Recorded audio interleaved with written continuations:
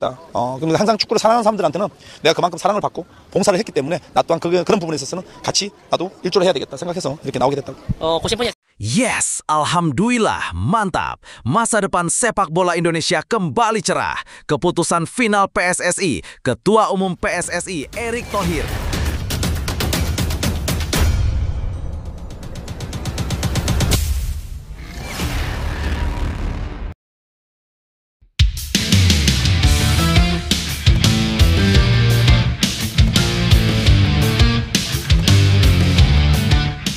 Yes, alhamdulillah, mantap. Masa depan sepak bola Indonesia kembali cerah. Keputusan final PSSI, Ketua Umum PSSI Erick Thohir panggil lagi Shin Tae-yong usai Timnas Indonesia U23 gagal total di kualifikasi Piala Asia 2026. Gerald Vandenberg ditendang. Begini faktanya. Tapi, Mimin minta tolong tonton video ini sampai selesai, agar tidak ada kesalahpahaman yang terjadi. Dan tak bosan-bosan juga, tolong like dan share video ini ke media sosial kalian agar semua orang tahu apa yang sedang terjadi.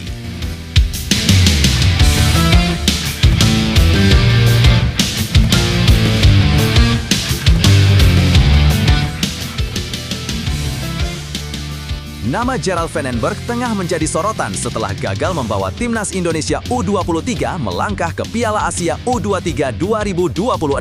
Situasi ini membuat banyak pihak mendesak PSSI agar segera mengambil keputusan tegas. Bahkan, Ketua Umum PSSI Erick Thohir sudah meminta Direktur Teknik baru Alexander Zuirs untuk melakukan evaluasi menyeluruh terkait performa tim.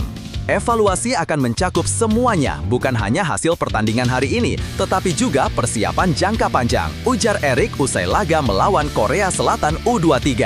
Jika pada akhirnya Vandenberg dilepas, ada sejumlah nama yang dinilai layak menjadi pengganti. Berikut 5 calon pelatih yang berpotensi menahkodai Timnas Indonesia. 1. Indra Syafri. Sosok ini bukan nama asing bagi publik sepak bola nasional. Indra pernah membawa Timnas U22 juara Piala AFF U22 2019 dan mempersembahkan medali emas SEA Games 2023, gelar yang sudah 32 tahun dinantikan Indonesia. Tak heran Indra disebut-sebut sebagai kandidat kuat untuk kembali menangani Garuda Muda. 2. Frank van Kempen. Saat ini ia menjabat sebagai asisten pelatih Timnas U23 sekaligus pelatih kepala Timnas U20. Dengan pengalaman langsung bersama skuad muda, Van Kempen sudah memahami karakter pemain. Jika dipercaya naik jabatan, tantangan berikutnya adalah memastikan regenerasi berjalan mulus di semua level Timnas. 3. Danny Lansat. Mantan gelandang Timnas Belanda ini kini menjadi asisten Patrick Kluivert di Timnas Senior. Usianya masih relatif muda untuk ukuran pelatih, 49 tahun, dengan pengalaman luas sebagai asisten di berbagai klub Eropa. Lansat dikenal adaptif secara taktik, sebuah keunggulan yang bisa menjadi senjata Timnas U23 di level Asia. 4. Alex Pastor. Dijuluki The Professor, Alex Pastor dianggap sebagai otak strategi di balik permainan Timnas Senior saat ini. Dengan pengalaman panjang melatih klub Eropa, ia dipandang mampu membawa pendekatan taktis berbeda. Bukan tidak mungkin PSSI mempertimbangkannya demi target besar menuju Olimpiade 2028. 5. Nova Arianto. Meski paling muda di antara kandidat lain, kualitas Nova Arianto tidak bisa diremehkan. Ia sukses mencetak sejarah dengan membawa Timnas U17 lolos ke Piala Dunia U17 melalui jalur kualifikasi. Jika kembali mengukir prestasi di ajang dunia, peluangnya untuk naik ke kursi pelatih U23 terbuka lebar. Bahkan bisa sekaligus menjadi asisten di Timnas Senior. Seperti kita semua ketahui, Nova Arianto adalah murid dari Shin Tae-yong. Nah, sebelum lanjut mendengar berita ini, untuk para netizen, keluarkan satu kalimat pamungkas untuk menanggapi kabar ini. Menurut kalian, apakah kalian setuju jika Shin Tae-yong kembali melatih Timnas Indonesia, atau justru kalian punya pendapat lain? Ayo teman, berikan tanggapan kalian di kolom komentar. Bravo Timnas, bravo Patrick Kluivert, bravo PSSI. Ayo Garuda, buktikan bahwa level kita sudah dunia. Buktikan bahwa kita adalah raksasa Asia. Tiket Piala Dunia harga mati. Di sisi lain, jangan lupa juga satu kalimat khusus untuk Patrick Kluivert CS yang sedang berusaha keras memajukan sepak bola Indonesia. Silahkan tulis di kolom komentar. Ayo terbang tinggi Garuda!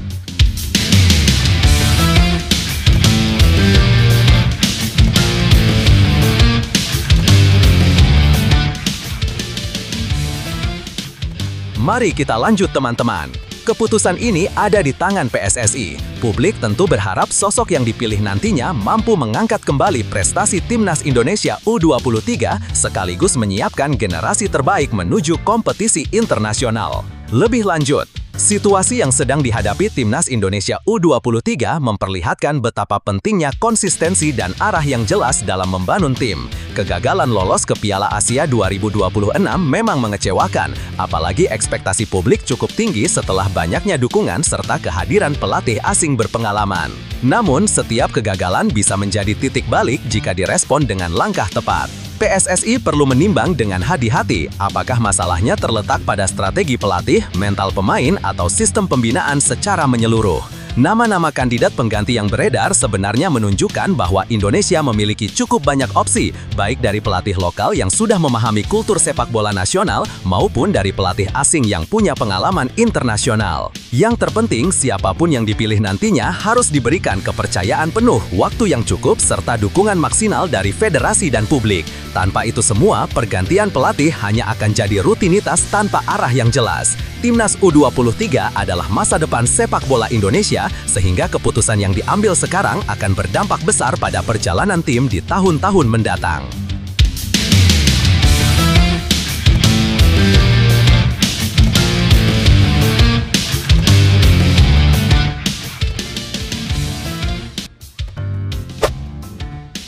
Modar sudah, ranking FIFA terbaru, Indonesia tertahan, Malaysia makin dekat.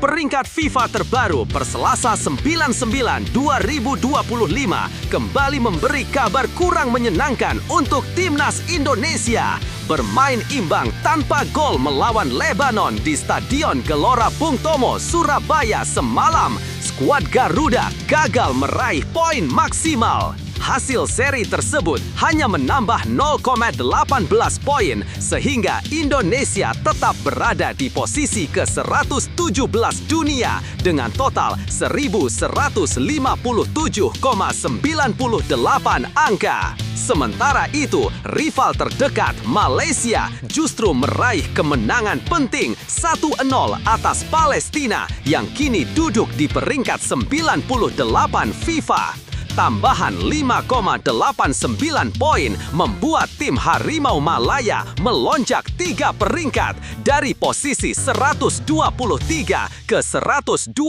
dunia dengan koleksi 1.148,23 angka. Kini Malaysia hanya berjarak 3 tangga dan 9 poin dari Indonesia. Indonesia gagal mendekati Vietnam. Seandainya mampu menaklukkan Lebanon, posisi Indonesia bisa naik 1 peringkat ke 116 mendekati Vietnam yang ada di urutan ke-115 dengan 1.169,92 poin. Sayangnya, peluang itu hilang, sementara Vietnam sendiri tidak bertanding di jeda internasional kali ini dan harus turun 2 peringkat karena tim-tim pesaingnya meraih hasil positif. Ancaman dari Gambia. Tak hanya Malaysia, Gambia juga berpotensi melewati Indonesia. Saat ini, Gambia berada di urutan 118 dengan 1.155,03 poin, hanya terpaut tipis dari Garuda. Mereka baru saja mengalahkan Kenya 3-1 di kualifikasi Piala Dunia 2026 zona Afrika yang membuat mereka melesat 5 peringkat sekaligus. Malam nanti, Gambia akan meladeni Burundi. Jika meraih kemenangan, mereka bisa menambah sekitar 10,9 poin, membuat perolehan totalnya menyentuh 1.165,93 angka. Cukup untuk menggeser Indonesia dari posisi 117 dunia. Kini publik menunggu apakah Timnas Indonesia mampu menjaga posisinya atau justru harus rela disalib oleh negara lain.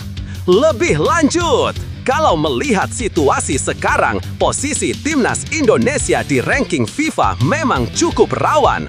Hasil imbang melawan Lebanon membuat peluang untuk merangkak naik hilang begitu saja. Padahal kemenangan akan sangat berarti untuk mendekati Vietnam. Di sisi lain, Malaysia justru menunjukkan progres nyata. Kemenangan atas Palestina bukan hanya menambah poin mereka, tapi juga makin menekan Indonesia dari belakang.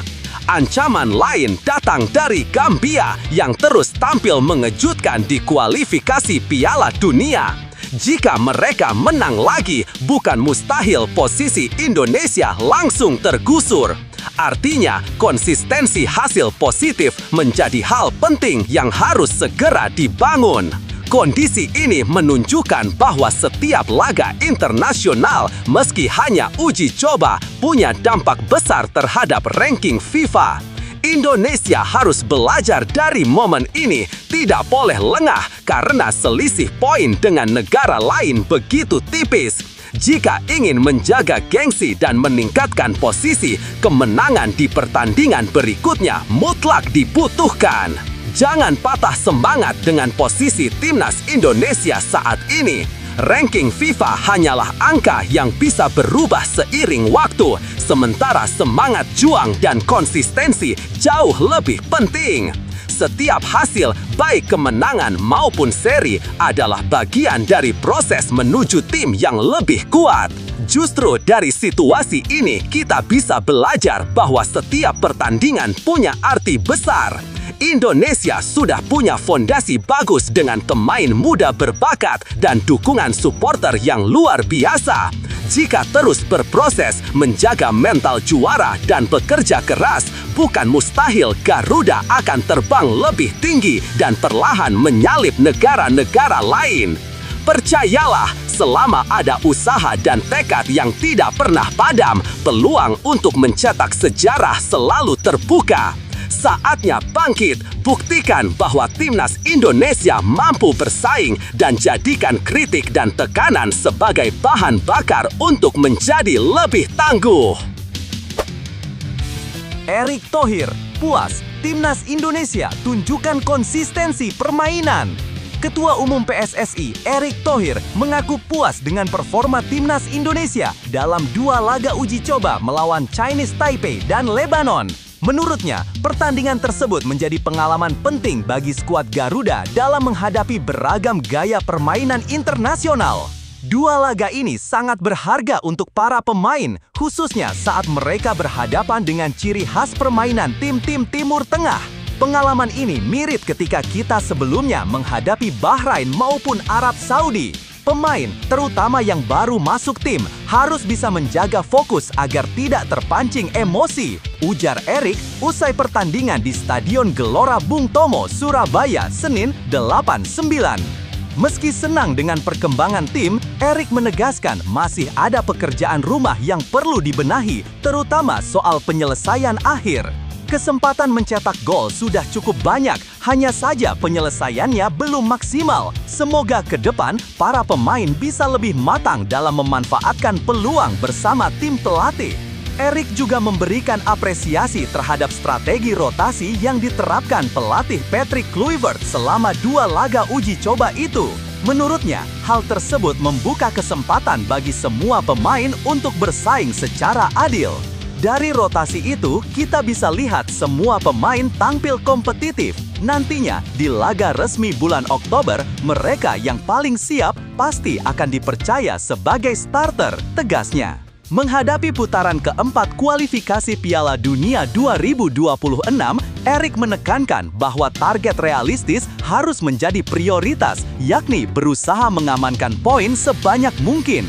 Jika peluang langsung tertutup, Indonesia masih punya kesempatan melalui jalur playoff di ronde kelima. Fokus utama kami tetap pada round 4. Saat ini, komposisi pemain sudah cukup solid. Tidak ada penambahan lagi karena kekuatan skuad sudah merata, baik dari liga domestik maupun pemain diaspora yang datang dari Belanda, Amerika, Italia, Spanyol, hingga kompetisi lokal, pungkas Erick. Lebih jauh, situasi ini menunjukkan bahwa timnas Indonesia berada di jalur perkembangan yang cukup positif. Erick Thohir menekankan konsistensi permainan sebagai modal utama, sesuatu yang seringkali menjadi kelemahan tim di masa lalu. Dari uji coba melawan Chinese Taipei dan Lebanon, terlihat bahwa tim mulai mampu beradaptasi dengan gaya permainan berbeda, terutama ciri khas tim Timur Tengah yang cenderung keras dan penuh tekanan. Namun, masih ada catatan penting yang perlu diperhatikan, yaitu masalah penyelesaian akhir. Peluang yang terbuang bisa menjadi penentu dalam laga besar, sehingga peningkatan kualitas finishing menjadi keharusan. Di sisi lain, strategi rotasi pemain yang diterapkan pelatih Patrick Kluivert adalah langkah bijak karena membuat persaingan sehat di dalam skuad tetap terjaga. Menjelang putaran keempat kualifikasi Piala Dunia 2026, fokus pada target realistis juga tepat. Tidak selalu harus muluk-muluk, tetapi bagaimana tim bisa mengumpulkan poin demi poin untuk menjaga peluang tetap hidup, termasuk opsi melalui jalur playoff. Komposisi pemain diaspora yang semakin banyak juga memberi warna baru sekaligus meningkatkan daya saing tim. Secara keseluruhan, situasi ini memberi sinyal positif bahwa timnas Indonesia tidak hanya berkembang secara teknis, tetapi juga mental dengan semangat bersaing yang semakin kuat. Timnas Indonesia saat ini sedang berada di fase penting untuk membuktikan diri. Setiap pertandingan uji coba maupun resmi bukan hanya soal hasil, tapi juga tentang proses membangun mental juara. Untuk para pemain, ingatlah bahwa kalian membawa harapan jutaan rakyat. Setiap keringat yang jatuh di lapangan adalah bukti perjuangan yang akan dikenang. Jangan takut gagal, karena dari kegagalan lahir kekuatan yang lebih besar. Bagi para supporter, dukungan tanpa henti adalah energi utama bagi tim. Nyanyian, doa, dan semangat kalian bisa menjadi dorongan luar biasa bagi para pemain di lapangan. Saat menang, rayakan bersama. Saat kalah, tetap berdiri dan yakinkan bahwa Garuda akan kembali lebih kuat. Perjalanan menuju Piala Dunia mungkin penuh tantangan, tapi sejarah selalu ditulis oleh mereka yang berani bermimpi dan berjuang tanpa henti. Percayalah, dengan kerja keras, disiplin, dan kebersamaan, Garuda bisa terbang semakin tinggi. Timnas Indonesia versus Lebanon ricuh. Patrick Kluivert tegaskan pesan penting untuk JIZ dan kawan-kawan. Laga uji coba FIFA Matchday antara Timnas Indonesia menghadapi Lebanon berlangsung panas di Stadion Gelora Bung Tomo, Surabaya, Senin malam 8 September 2025. Pertandingan berakhir imbang tanpa gol, namun tensi tinggi di lapangan sempat memicu keributan antar pemain. Skuad Garuda sejatinya mendominasi permainan dengan beberapa peluang emas, terutama lewat Miliano Jonathans dan kolega. Sayangnya, penyelesaian akhir masih belum maksimal sehingga skor tetap 0-0 hingga peluit panjang berbunyi. Kondisi ini membuat para pemain Indonesia terlihat frustrasi yang akhirnya memunculkan gesekan kecil dengan pemain lawan. Situasi memanas itu membuat JIZ dan Kevin Dix harus menerima kartu kuning. Pelatih Timnas Indonesia Patrick Kluivert langsung menanggapi insiden tersebut. Menurutnya, rasa kesal di lapangan memang wajar terjadi, namun ia menegaskan bahwa emosi tak boleh merusak fokus tim. Saya bisa memahami frustrasi para pemain, hal seperti ini kadang tidak bisa dihindari. Tapi yang terpenting, pengalaman ini harus dijadikan pelajaran. Di laga-laga berikutnya, kita harus bisa mengendalikan emosi dan tetap fokus pada permainan, ujar Kluivert dalam konferensi pers usai laga. Pelatih asal Belanda itu menekankan pentingnya ketenangan, terutama karena lawan yang akan dihadapi Garuda selanjutnya tak kalah tangguh. Lebanon dianggap memiliki gaya permainan mirip dengan Arab Saudi dan Irak, dua lawan berat yang sudah menanti Indonesia di kualifikasi Piala Dunia 2026 zona Asia pada Oktober mendatang. Kita harus tetap bermain dengan kepala dingin. Pertandingan ke depan pasti lebih sulit, jadi pengendalian diri sangat penting. Meski begitu, saya tetap bangga dengan para pemain karena sudah menunjukkan usaha terbaik. Hasil imbang ini memang belum memuaskan, namun bagi Indonesia, laga kontra Lebanon bisa menjadi bahan evaluasi penting. Selain menjaga kekompakan, kedewasaan dalam menghadapi situasi di lapangan akan sangat menentukan langkah Garuda di ajang yang lebih krusial. Lebih lanjut, Kericuhan kecil yang muncul saat timnas Indonesia menghadapi Lebanon sebenarnya menunjukkan betapa tingginya tensi pertandingan meski hanya bertajuk laga uji coba. Hal ini wajar terjadi ketika pemain merasa frustrasi karena mendominasi permainan tetapi gagal mencetak gol. Namun di sisi lain, kejadian ini bisa menjadi alarm penting bagi Garuda untuk belajar mengendalikan emosi. Patrick Kluivert sudah benar ketika menekankan bahwa fokus dan ketenangan jauh lebih penting daripada meladeni provokasi lawan. Apalagi lawan-lawan berikutnya di kualifikasi Piala Dunia 2026 seperti Arab Saudi dan Irak memiliki karakter permainan keras dan penuh tekanan. Jika pemain mudah terpancing, justru bisa merugikan tim sendiri. Secara positif, laga ini tetap memberi banyak pelajaran berharga. Indonesia menunjukkan penguasaan permainan yang baik, tinggal mengasah ketajaman lini depan dan menjaga konsentrasi hingga akhir laga. Jika pengalaman kontra Lebanon bisa dijadikan bahan evaluasi, timnas Indonesia justru akan semakin matang menghadapi pertandingan penting di depan mata. Setiap pertandingan adalah ujian, bukan hanya soal teknik dan strategi, tapi juga soal mental dan ketenangan. Meski hasil imbang melawan Lebanon belum sesuai harapan, kalian sudah menunjukkan semangat juang yang luar biasa. Jangan biarkan emosi menguasai, karena kekuatan sejati ada pada kemampuan untuk tetap tenang di tengah tekanan. Percayalah, setiap kesalahan adalah bagian dari proses menuju kemenangan yang lebih besar. Fokuslah pada tujuan utama, membawa nama Indonesia lebih tinggi di kancah dunia. Dengan kerja keras, disiplin, dan kebersamaan, tidak ada yang mustahil. Garuda selalu terbang tinggi, dan begitu juga kalian. Teruslah berjuang demi merah putih. Alasan Justin Hubner dicoret Patrick Kluivert dari skuad Indonesia saat hadapi Lebanon. Bek muda timnas Indonesia Justin Hubner akhirnya buka suara terkait absennya ia dari daftar pemain yang dibawa Patrick Kluivert untuk laga uji coba kontra Lebanon di Stadion Gelora Bung Tomo, Surabaya, Senin 8 bulan 9 2025. Hubner menjadi salah satu dari 6 pemain yang tidak masuk dalam skuad utama Garuda. Selain dirinya, nama lain yang dicoret adalah Shane Petinama, Egy Maulana Fikri, Nathan Choeon, Beckham Putra, dan Ragnar Orabmangun. Melalui unggahan di akun Instagram pribadinya, pemain berusia 21 tahun itu menjelaskan alasan mengapa ia tak bisa memperkuat timnas Indonesia di laga tersebut.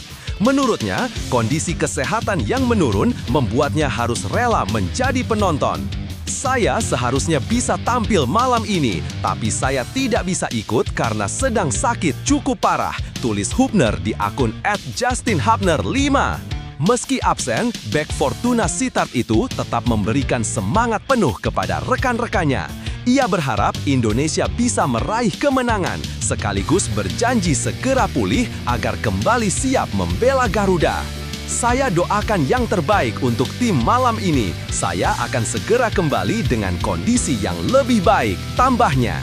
Sebelumnya, Hubner masuk daftar pemain saat Indonesia melibas Taiwan dengan skor telak 6-0.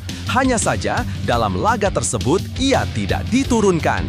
Uji coba melawan Lebanon kali ini menjadi bagian penting dari persiapan timnas Indonesia jelang putaran keempat kualifikasi Piala Dunia 2026. Pada fase tersebut, skuad Garuda akan menghadapi tantangan berat karena berada di grup B bersama Arab Saudi dan Irak. Lebih lanjut, situasi yang dialami Justin Hubner sebenarnya wajar terjadi dalam sepak bola, apalagi ketika kondisi kesehatan pemain tidak memungkinkan untuk tampil.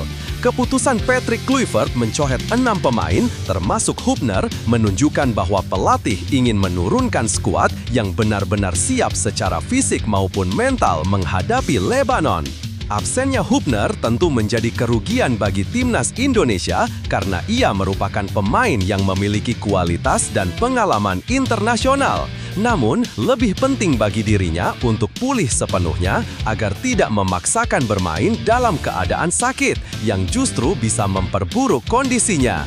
Di sisi lain, ini juga menjadi kesempatan bagi pemain lain untuk membuktikan diri. Rotasi pemain adalah bagian dari strategi pelatih dalam menjaga keseimbangan tim sekaligus menilai siapa yang paling layak dipercaya di laga-laga penting mendatang, termasuk kualifikasi Piala Dunia 2026. Dukungan moral yang diberikan Hübner kepada tim juga menunjukkan profesionalismenya. Meski absen, ia tetap menunjukkan rasa tanggung jawab dan semangat kebersamaan yang penting dalam membangun mental juara. Setiap ujian, termasuk sakit atau tidak bisa tampil di pertandingan penting, selalu punya makna tersendiri. Buat Justin Hübner, ini bisa jadi momen untuk beristirahat, memulihkan diri, dan kembali dengan kekuatan yang lebih baik. Yang terpenting bukan berapa kali harus absen, tapi bagaimana bangkit lebih kuat setelahnya. Untuk Timnas Indonesia, kehilangan beberapa pemain inti seharusnya tidak menyurutkan semangat. Justru disinilah kekuatan tim diuji, seberapa solid dan kompak mereka tanpa bergantung pada satu atau dua nama besar. Dengan semangat kebersamaan, rasa percaya diri dan kerja keras, bukan tidak mungkin Garuda mampu terbang lebih tinggi dan mencetak hasil membanggakan. Setiap langkah, meski kecil, tetap membawa kita mendekati impian besar, melihat Indonesia berjaya di kancah dunia. Tetap berjuang, jangan pernah menyerah, karena perjalanan menuju puncak memang selalu penuh rintangan. Rafael Struijk beri respons usai gagal bawa Timnas Indonesia U23 ke Piala Asia U23 2026. Rafael Struijk terlihat memberikan tanda simpati dengan menyukai unggahan Shin Tae-yong di Instagram tak lama setelah Timnas Indonesia U23 dipastikan gagal melaju ke Piala Asia U23 2026. Aksi kecil itu memunculkan dugaan bahwa pemain berusia 22 tahun tersebut masih menyimpan rasa hormat sekaligus kerinduan pada sosok pelatih asal Korea Selatan itu. Struijk baru saja memperkuat skuad Garuda Muda di kualifikasi Piala Asia U23 2026.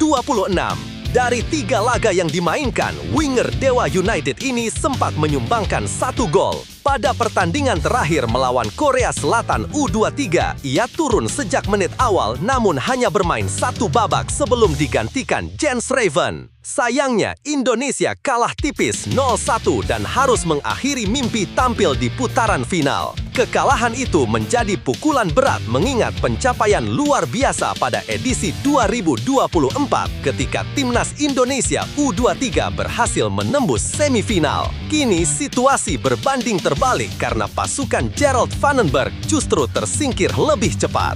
Di sisi lain, Shin Tae-yong yang sebelumnya menjadi arsitek keberhasilan Timnas Indonesia tengah sibuk mempromosikan buku terbarunya berjudul One Team We Win. Dalam unggahan di akun Instagram pribadinya, ia menyebut buku itu berisi pengalaman perjalanan karirnya baik sebagai pemain maupun pelatih.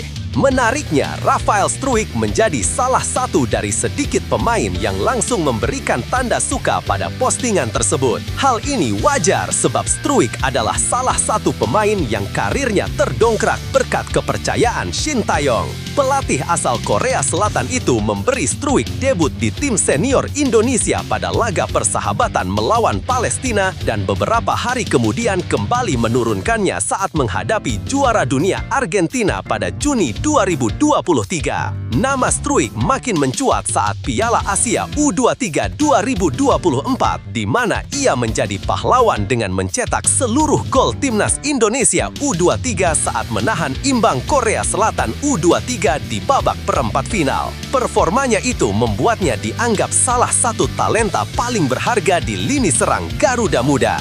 Kini, meski Indonesia U23 gagal melangkah ke Piala Asia 2026, respon Struijk terhadap unggahan Shin Tae-yong seolah menjadi pengingat bahwa ia tak melupakan jasa sang pelatih yang pernah mempercayainya di momen-momen penting karirnya. Lebih lanjut, situasi yang dialami Timnas Indonesia U23 memang cukup menyedihkan karena ekspektasi publik cukup tinggi setelah pencapaian gemilang di edisi 2024. Kekalahan dari Korea Selatan membuat perjalanan kali ini terasa berat, apalagi dibandingkan dengan prestasi sebelumnya yang berhasil menembus semifinal. Namun, dalam dunia sepak bola, hasil naik turun adalah hal yang lumrah. Gestur Rafael Struijk yang menyukai unggahan Shin Tae-yong memperlihatkan adanya ikatan emosional yang kuat antara pemain dan pelatih. Hal itu juga menunjukkan bahwa peran seorang pelatih tidak hanya sebatas strategi di lapangan, tetapi juga menyentuh sisi personal pemain. Wajar jika Struijk merasa terhubung karena Shin Tae-yong yang pertama kali memberinya kepercayaan di level timnas. Kondisi ini bisa menjadi pelajaran penting bagi PSSI dan tim pelatih. Konsistensi, kesinambungan program, serta kejelasan arah pembinaan akan sangat menentukan perkembangan tim di masa depan. Meskipun gagal lolos, semangat dan pengalaman yang diperoleh para pemain muda tetap menjadi bekal berharga untuk menghadapi tantangan berikutnya. Pada akhirnya, perjalanan ini belum berakhir. Dengan evaluasi yang tepat, Timnas Indonesia U23 masih punya peluang bangkit dan kembali menunjukkan kualitasnya di kompetisi mendatang. Kegagalan memang menyakitkan, apalagi ketika harapan besar sudah ditaruh di pundak sebuah tim. Namun justru dari kegagalan inilah kekuatan baru bisa lahir. Timnas Indonesia U23 telah menunjukkan kerja keras dan perjuangan meski hasilnya belum sesuai harapan. Jangan pernah melupakan bahwa setiap langkah kecil tetap membawa kemajuan. Dari pengalaman ini, para pemain akan tumbuh lebih matang, lebih tangguh, dan lebih siap menghadapi tantangan di masa depan. Seperti halnya baja yang ditempa oleh api, mental juara lahir dari cobaan berat. Bagi para pemain dan pendukung, tetaplah percaya bahwa perjalanan belum berakhir. Setiap kekalahan adalah pondasi menuju kemenangan berikutnya. Selama semangat dan kerja keras terus menyala, akan selalu ada kesempatan untuk bangkit dan membuktikan bahwa Indonesia mampu bersaing di level tertinggi. Tetap tegakkan kepala, terus berlatih, dan jadikan kegagalan ini sebagai bahan bakar untuk melesat lebih jauh. Indonesia belum habis, justru sedang bersiap menjadi lebih kuat.